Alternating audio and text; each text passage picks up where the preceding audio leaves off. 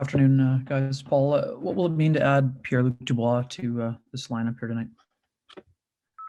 It'll be nice. I think just excitement. I think, we're excited to have him. I think he's excited just to be back on the ice after being away for so long. But like you said, just gives us more depth. I think lets us have, like I said, a way deeper lineup. And all of a sudden it just kind of I don't want to say matchup nightmare, but like for Paul, it's an easy decision to throw whatever line out there he's comfortable with throwing in one of those four lines out there. And I think when you have a good team like that and, you have those capabilities, that makes a big difference.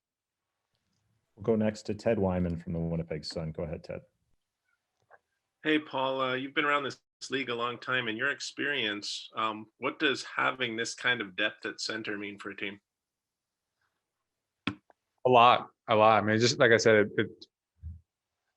I think, especially when you have a lot of good like two-way centers as well too. It's just, if you're rolling four lines, it's just guys might play less minutes, but you're playing way more efficient minutes. You can go a lot harder and not cheat the game, knowing that you're going to get your full rest. And then if you want to roll three lines, then all of a sudden you can get very like a fully loaded three lines one way or another. But I think in that sense, it might be different for some guys, like not maybe getting different kind of ice time. But I think over the course of the season, when things are going good, you'll realize how important it is to have that depth and to have good players, up the middle that can play with different guys and play their capabilities wherever and whoever they play with.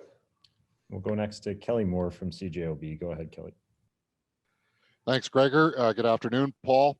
Have you and Blake taken Christian aside at all and talked to him about, don't change a lot, kid, you're on our line for a reason and that sort of thing? Because I at least to these eyeballs, there is a bit of a difference between what Christian Vesalainen brings to the table compared to Kyle Connor.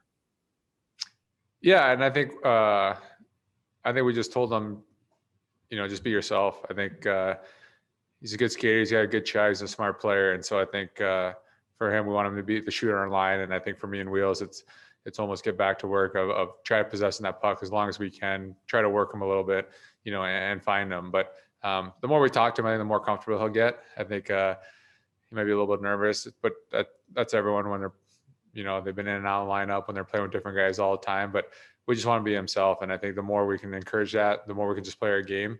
I think we'll do a good job with that, with him and as line, completely like that.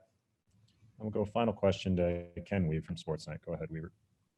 Paul, what are the things that you look for when you look at developing chemistry? Obviously, you and Blake have some experience together, but in general terms, what are the the markers for you when you're looking to create chemistry on a line?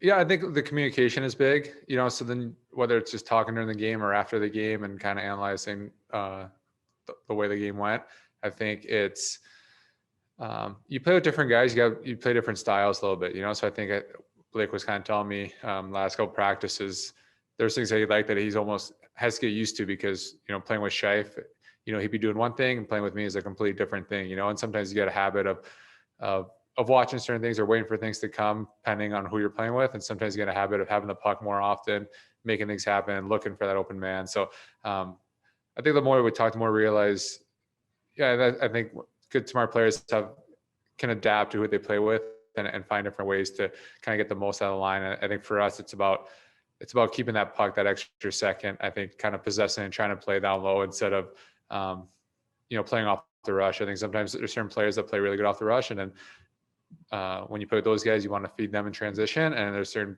people that I think it's better to have that puck possession, try to grind them down low and take advantage of, them playing in the D zone, of the defensive lapses and getting them tired. And I think when me and Blake are playing good, I think it's about that puck possession and trying to control that puck, especially in the O zone.